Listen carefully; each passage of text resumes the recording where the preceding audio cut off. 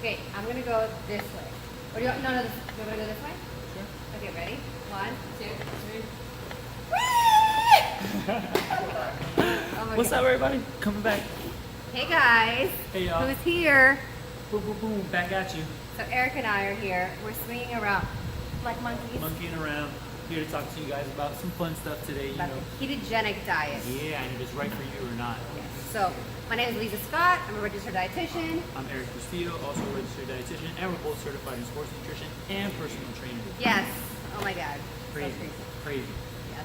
So we're here, guys, to talk to you about the ketogenic diet. We're going to go over if it's right for you, and just tell you some of the basics about it. And if you've experienced it, you can also let us know what your experiences have been with it. And there's people in the background working out, so So if you hear the we might noise, call them out. In Yeah, the middle. or cheer for them to like say, go push yourselves. You got Yeah. this. Look, Come we're on, gonna GJ, show let's you go. guys. There they are. See, look at that. Oh my gosh. There you go, GJ. Get that rope climb. Wow, it's one of our own coaches. Yeah, doing the How thing. crazy. Working out in between. So he's got In some between clients PT. afterwards. I mean, you can't knock the hustle. Keto? You What? can't knock the hustle. Chicken nuggets keto? No, it's not keto. I'm gonna go on this side, Eric, because I'm Okay. staying on this side. Yeah, sounds So good. we're gonna switch. Whatever you say, boss. All right, guys. So we're gonna begin by talking about what is the actual ketogenic diet. So the ketogenic diet is really just a high-fat diet. The classic ketogenic diet is consisted of originally with about 75% fat, 20% protein, and only 5% of carbs. So imagine you're eating just fat really throughout the day. And what was it originally made for? So originally it was made to help with epilepsy, right? So if individuals were suffering from seizures on a regular basis, this was used as a medical nutrition therapy to help reduce the seizures. And they've actually found that going on a ketogenic diet for individuals who do have epilepsy, the keto diet is actually better than just about any medication that is out there as far as helping children and adults manage their seizures too. And just another fun fact, when it first came out, like in whenever it was, they were using it as 90% fat, and the rest of it was like 6% protein. It was something insane. Right. Yeah, Right, that makes you know? sense. Right. So if you're thinking about initially what it is, it's not really an enjoyable type of diet, right? Because you're literally eating oils, coconut oil, avocado oil. It's Butter, really ghee. it's really a therapeutically high fat diet. But what happened with recent times is that it's kind of like when the big Atkins craze was around and everybody lost a bunch of weight during Atkins, because the initial first 2 weeks, I believe 2 weeks of Atkins, is no carbs whatsoever. So what happens is for every 1 gram of glycogen, that's the stored glucose we hold in our muscles and our liver, we hold about 3 to 4 grams of water. So imagine if you're getting rid of that glycogen stores, you're getting rid of all those glucose stores because you're not eating any carbohydrates, you're going to be dumping a lot of water weight. And I mean, you can lose up to 7, maybe even 10 pounds in a week if you have a lot of glycogen on you. So this is one of the biggest things with the ketogenic diet that people are experiencing, because again, you're not eating any starchy carbs in the ketogenic diet, you're only eating carbs that are coming from vegetables. So in that initial week or the initial 2 weeks, you do end up losing a lot of water weight, not necessarily fat initially, because you're draining all that water off of you. And let it out. Go ahead. Bless you. Thank you. Another thing that we'll notice with the ketogenic diet is, especially in those first few days, Yeah. a lot of individuals experience, and not just ketogenic, this is when you go lower carb as well. When you take out the carbohydrates that you're typically having, some folks will get very irritable, so they'll be very crabby, in a bad mood. They'll get headaches. Some people actually also get sick, like they get a cold. The keto flu. The keto flu, as they call it. Right. But what really happens here is that your body has to start getting adapted to not using carbohydrates as their main fuel source. Yeah. So now you start switching over to the ketones, and the body kind of goes through this shift of headaches, irritability, and so on and so forth. Right. So people do experience that. I will say when I did it, I tried it for a good solid 2 weeks. And maybe because it was only 2 weeks, I didn't really experience any of that. My energy maybe was a little bit lower when I was like trying to CrossFit and do that higher intensity exercise. but I didn't experience those symptoms. I actually felt really, really good on it. And you know, now that you say that, now this isn't any hardcore research, it's really more anecdotal that I saw with a few patients of mine that depending on the person, some folks would experience the much lower energy, they would have headaches and all of that, and it would last infrequently, right? It would come and go over maybe a period of 1 to 3 weeks. But interestingly enough, there were some people who they might have felt a little bit lower energy on the first 1 or 2 days, but like on day 3 or 4 and moving forward, they felt great. They felt like really, really good. We have comments? Oh my God, hi! So for those of you watching on other platforms, we have Instagram going on over here, Yes. so we might interact with them a little bit. Exactly. So yeah, so you'll find different experiences, and you know, if you've never done it before, you can experiment with it. Just because you know you're saying you're gonna do keto doesn't mean you have to be keto for like the rest of your life. Like you can play around with it. Obviously, you know, do it in a safe manner with, you know, especially if somebody's monitoring you is better. But we can definitely play around with it. One thing, the one thing that also works for a lot of people is that once they go keto, they eliminate a bunch of the crap that they're eating. So they eliminate donuts, they eliminate whole wheat flour, whole wheat bread, crackers, cakes. It's just like a big, you know, big elimination part of the diet that you have. So that also causes success in a lot of people because we tend to be addicted. Some people are addicted to cereals and those starchy carbs, and those just are gonna, again, if we're not using them, they're gonna turn into fat. So if you eliminate that big food group of all those processed foods and you start eating vegetables and protein and fats, people have also a lot of success with it because they're actually eating higher quality foods.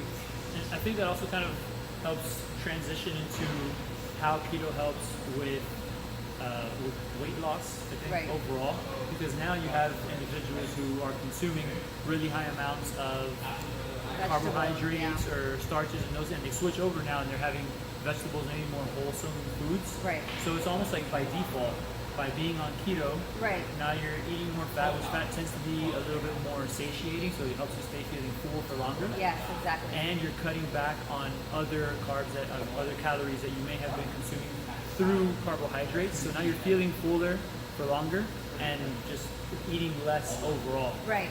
Yeah, and I will say too, just from again speaking to people and experiencing it, because you're not constantly having that increase in blood sugar and that fall in blood sugar from eating processed or refined or a lot of carbohydrates, it tends to also kind of regulate your hormone, your hunger levels and your hormones as well, like your insulin levels, because you're staying a little bit more even keeled throughout the day. So you're actually not as hungry. And also when you're eating a higher fat diet, that fat takes a lot longer to break down and it's a lot more energy dense. So it is a good way. Like if you feel like you're kind of you're like addicted to carbs and you can't get over it, it is a nice way, you know, temporarily, maybe not long term, but it is a nice way to kind of get rid of those triggers that you have. So so how do we know if we're in ketosis? Now, if we know we're in ketosis officially if you're testing it on the strips. So those guys right there. Yes. So have you used them before? I have, yeah. I've been using these actually like this week because I was trying to experiment. Nice. So one thing is you can't really feel if you're in ketosis, and people say, "Oh, I'm keto," and then I asked them, I was like, "Oh, so you're testing your urine or you're testing your blood?" And they said, "No, I'm not." I'm like, "Okay, so you're really not in ketosis because you might feel the effects. You might feel the brain clarity. You might feel like you're like losing all this water weight, but really, you have to test your body unless you've been in the ketogenic diet for like, I don't know, maybe years, maybe a year or 2 years, like a legit ketogenic diet, you've been in ketosis, then you might be able to go a little more by feel, but really you have to test your blood. So I'm going to show you guys. This is, these are called True Plus ketone strips. So all it is you take this guy out and you pee on it, you put your urine on this. Yes, I have been doing it. And then you just compare to see if you're in ketosis. So negative or trace, then you know the darker it gets, then the more ketones you have in your body. So a more accurate way to do it is actually to, you know, have people have the blood glucose glucometer. So instead of that, there's one that actually does it for ketone levels. So the ketone levels is 1.6 to 2.9, or if you're 3 and above, then you're like in a deeper state of ketosis. But if you want to be in ketosis, guys, you have to test. Unless you're an expert and you've been in ketosis for years, you know exactly what you're doing. In the beginning, go buy yourself these. This is a cheaper option. The Keto Mojo, I want to say it's around $60, and then you have to buy the test strips. And the test strips is what gets a little bit more expensive because they end up being, I think, around $1 a piece. I can't remember exactly. Yeah, I looked it up. I haven't done that, but these are maybe $10, maybe under. I can't remember because I bought them a while ago when I was doing it. I think some people also, well, not some people, pretty much everyone, when they're on a lower carb, and especially when they're in ketosis, they have that, it's like a keto breath. Yeah. So it has this distinct smell to it. Not to say that that's exactly how you can diagnose or say someone is on ketosis, but that's also a telltale way of knowing too. But this is the most accurate way. It's the most accurate way. So, and other ways of getting ketosis is obviously taking the carbs out of your diet. But what also helps, so even if you're going to ketosis for a therapeutic effect, another thing that helps is also by including intermittent fasting with it, because then you're giving yourself a little bit longer time with that food, and it will get you into ketosis quicker. And also doing longer, steady state cardio. So like going on a 1.5 hour walk, or getting in the bike, or getting in the rower, but doing it at a lower intensity.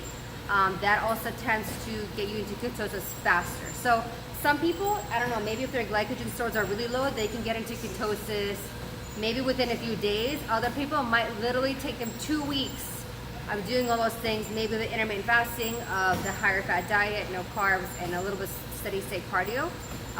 It might take you a little bit longer to get in that true state of ketosis. So it's not something that happens overnight. And just because you didn't eat carbs one day doesn't mean you're in ketosis. So yeah, don't say that. And just keep in mind that you're gonna sound silly. Everyone is a little bit different. So there are some people that maybe in 4 to 7 days can adapt quickly. Yeah. I would say, typically speaking, the human physiology as far as getting into a ketogenic state takes anywhere between 7 and 21 days. So give yourself some time of doing it accurately, right? I think you also brought up a good point as far as the intermittent fasting goes. Yeah. I feel like they usually go well hand in hand. Because I think, let it out. Let it out. Let's get some juju sneeze. I'm trying. Allergies. Because I think one of the benefits behind the ketogenic diet, and we'll kind of go a little bit more into it's right for you or if it's not, but since you brought up the intermittent fasting, we know that intermittent fasting can help with inflammation, right? With bringing down inflammation. Right. The ketogenic diet also has this anti-inflammatory component to it as well. So when you put both of them together, it's a nice little hand in hand. Yeah.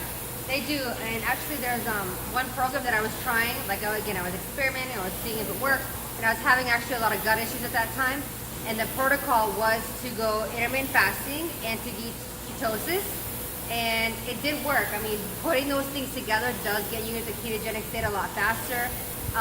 You can tell I have allergies, and at that time I was having even more allergies. I would wake up in the morning, I would not have any allergies whatsoever, my nose would be completely clear. I'd actually wake up with more energy. Again, this is a 2-week trial. I can't say anything like, I think maybe I did it for even like a month, but I just remember waking up in the first 2 weeks and really not having those extra like inflammatory markers that I know I tend to get. Again, doing it, and the weight loss was great. I ended up losing some weight, but for me it was really more important for like the therapeutic aspect of it, the gut health, and like the allergy, really the inflammatory aspect. And so when you're also adding the intermittent fasting with the ketosis, the intermittent fasting does also help to kill off any kind of damaged cells you have in your body through the autophagy process. So it's like a program, the cell death, that once the cell is bad and no longer needs to be in your body, it helps starve it off, and then you can just, it dies off, or you can kind of like, recycle it through your body and it goes away. And that's actually how the ketogenic diet started getting introduced to help individuals with cancer. Okay. Right. So using it for some kind of medical nutrition therapy for individuals who have cancer. Because what happens with cancer, the cells they don't die. Right. The cells continue to grow or proliferate and whatnot. You obviously want those cells to die off.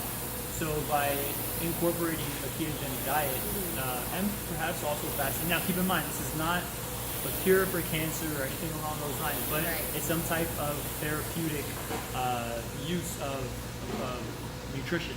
Right. It actually helps with getting those cells to kind of die off so Yeah. that they don't feed on other kinds of nutrients that you might be consuming. Right. The ketogenic diet is beneficial in that regard. Yeah.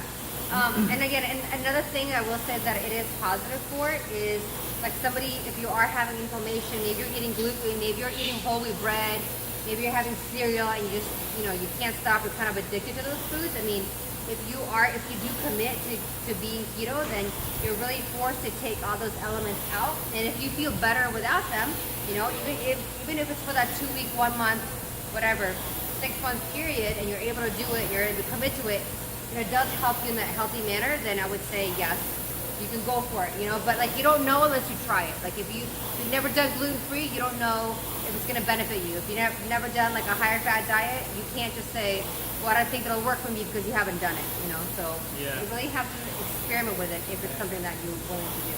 Most definitely. So let's talk a little bit more about the benefits of it. Let's do it. Yeah, I think that it's always important to note that some benefits. Obviously, everything depends on what our goals are. Yeah. If someone is doing it for body composition, meaning they want to lose a little bit of fat, a little bit of weight, whatever it might be, we kind of touched upon it earlier that almost by default you're going to start Right. consuming less calories overall. Other benefits behind it, I think it's also important to note that the true ketones, right? Because ketones, they kind of start replacing the glucose that we're eating, right? So when we're eating the carbohydrates, obviously that converts into sugar and glucose in the body. So it's almost as if ketones now replace the carbohydrates and the glucose, so they're a new source of energy. That's why I'll tell people that carbohydrates, they're not essential for life. Like we can make energy out of the proteins that we eat or the fats that we eat. So we don't technically need to eat carbs, although I advise against not eating carbs. But that's exactly where ketones come into play. They help with our overall brain function, with our energy levels as well. And it does depend on our goals. If you're looking to lose weight, it's a good strategy. If you do have some kind of illness, it's a good strategy Like as therapeutic. well. I think it's really important to remember and go back to it that it is a therapeutic diet in and of itself. So if you're like a really healthy athlete, like maybe some of these guys are working out, I would not recommend the ketogenic diet for them because they're also performance-based athletes. So for high intensity exercises like CrossFit or even sprinting, like ketosis is not the way to go because your body burns up that sugar so quickly. You actually do need to consume carbohydrates. But if your main goal again is not performance, right? It is a temporary, body composition or again more for a therapeutic or a gut healing or inflammatory, then that's where it's going to be beneficial, right? So this is kind of, I guess we're getting into like, is keto right for you? You have to again examine what you're doing it for, and again I'm going to say it again. I'm going to say that it's a therapeutic diet and it's a very restrictive diet. So let's say I've been in ketosis for 2 weeks and I decide to have a donut, or I decide to have maybe a banana, even better. I'm going to kick myself out of ketosis. Then I'm going to kick myself out of it, meaning that I'm going to have to work either another week or a few days or maybe another 2 weeks just to get myself back into it.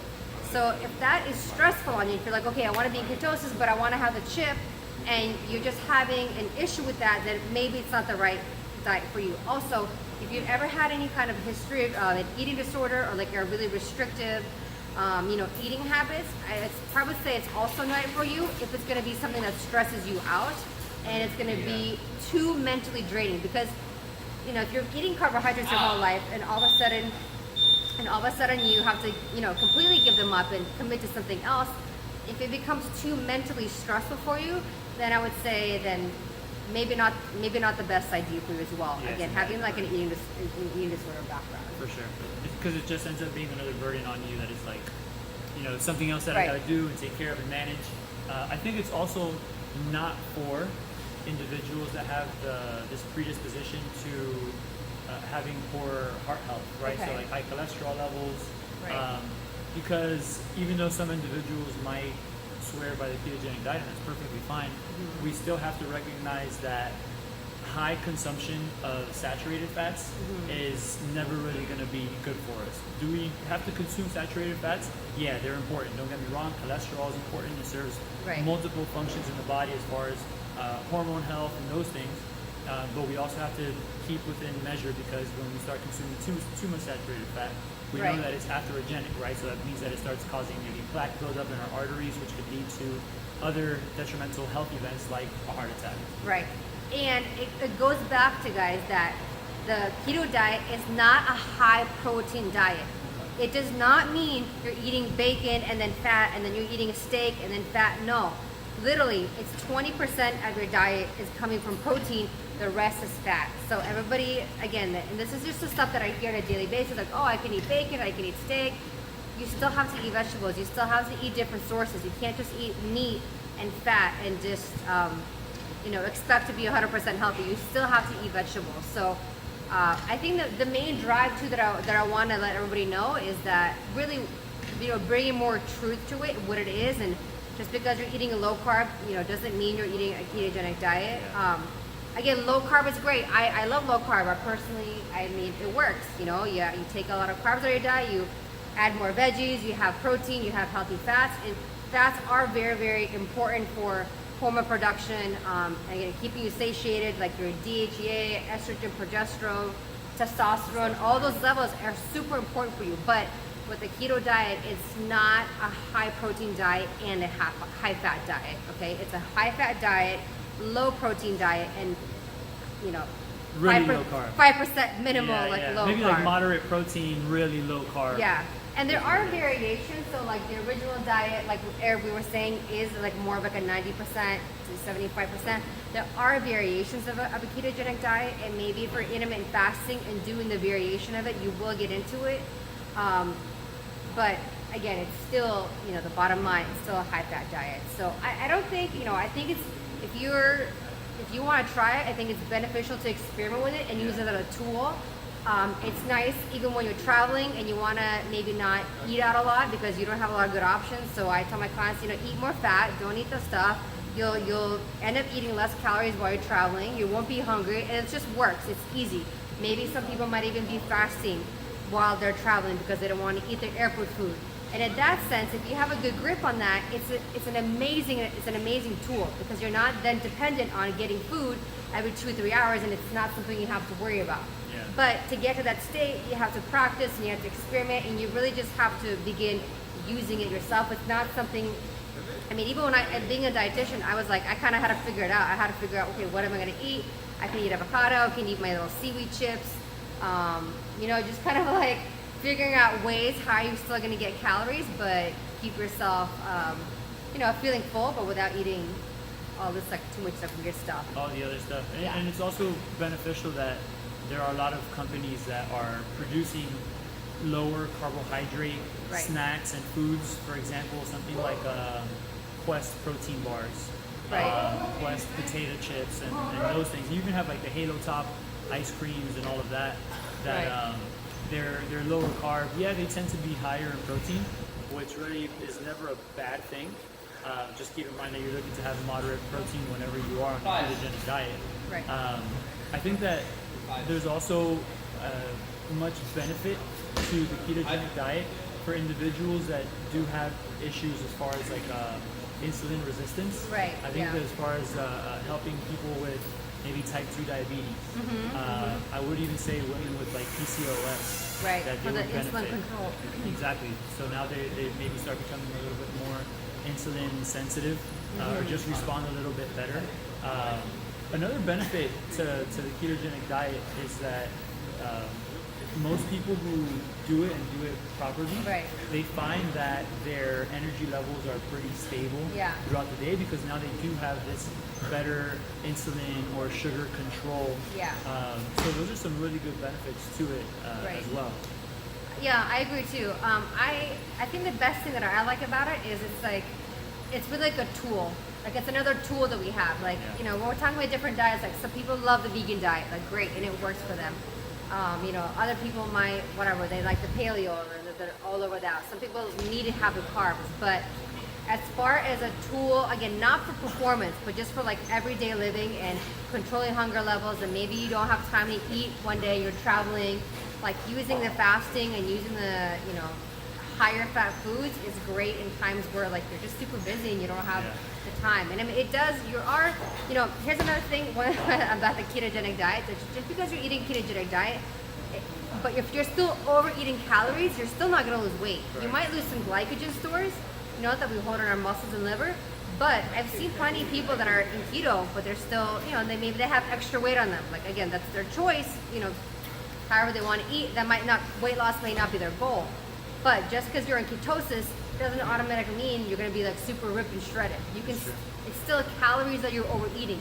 If you're overeating fat, you're still gonna keep the weight on you, period. Yeah. You know, it's like, even if I can give somebody macros and they can be super low in carb and whatever, you know, moderate protein and fat, but if you're still overeating, even though you're overeating healthy stuff, like you're eating broccoli and, you know, boiled chicken, you're still eating too much of it. If you're overeating calories, you're not gonna lose weight. And that's a good point that you bring up, because there are a lot of people that I'll see like on the internet and whatnot, and forums and those things, that will say calories don't matter. The only thing that matters is what you're eating. And they both matter, but first and foremost, like Liza just mentioned, it has to be there has to be a deficit if you want loss. It has to be a caloric surplus deficit if you want more. Like, it depends what your goals are.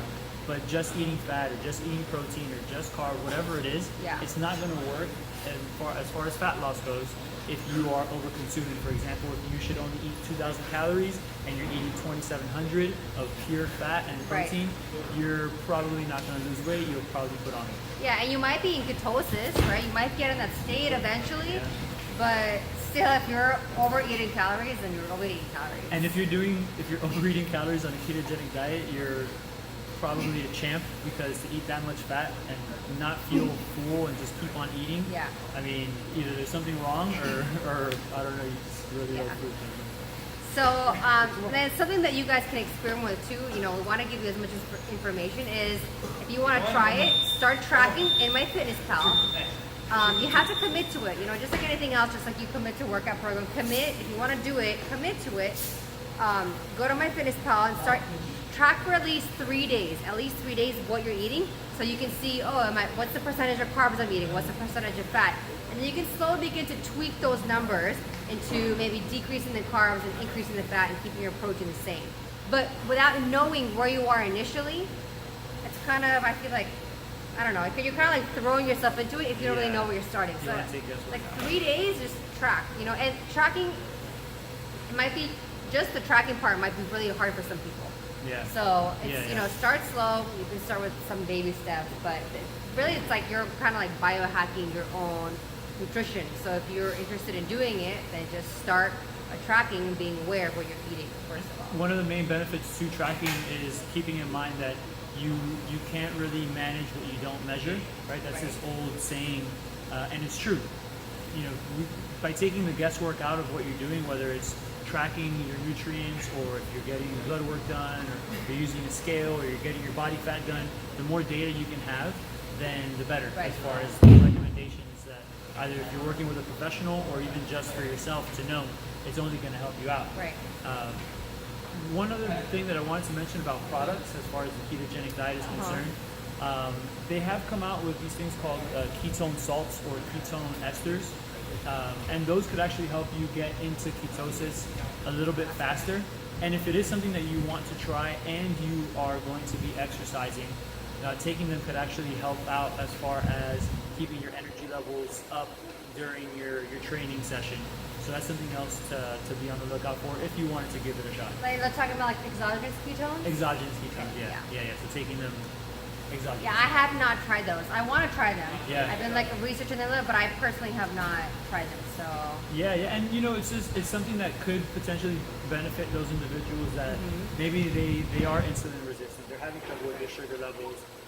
Who knows? Maybe as far as managing hunger and cravings, because now there's less fluctuation of the sugar levels, it could help out with that. And then from a performance standpoint, the ketone salts and esters, those exogenous ketones that you'll take, they could actually help with keeping your energy levels high and getting you quicker into a ketogenic state. Right. Yeah. Awesome. I think that's it. I think we covered everything. Yeah, I think for the most part. But if you guys Yeah. have questions, send us an email. Lisa, what's your email address? So my email is Liza Scott Nutrition, and that's LIZA Nutrition @gmail.com.